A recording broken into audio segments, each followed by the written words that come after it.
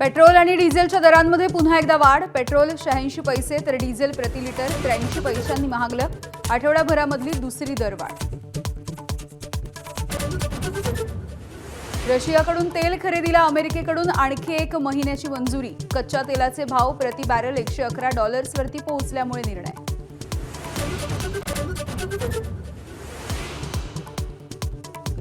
मुंबईत पावाची लादी महागली. प्रति लादी 5 रुपयांची वाढ. वडापाव आणि अन्य पावाच्या पदार्थांवरती परिणाम. शेतकरी कर्जमाफीला आचारसंहितेचा ब्रेक. विधान परिषद निवडणुकीची आचारसंहिता सोमवारपासून लागू. मतदान झाल्यास 25 जूनपर्यंत राहणार आचारसंहिता, तर 20 जून पूर्वी कर्जमाफी देण्याचं सरकारचं आश्वासन.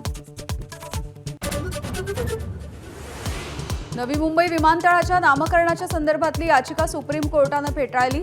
विमानतळाला नाव देणं हे राज्य आणि केंद्र सरकारचं काम, त्यांच्याकडे जा असा याचिकाकर्त्यांना सल्ला.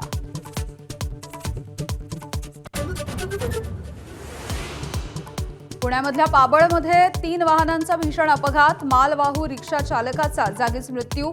महिला देखील गंभीररीत्या जखमी. अपघाताची दुर्घटना सीसीटीव्हीमध्ये कैद.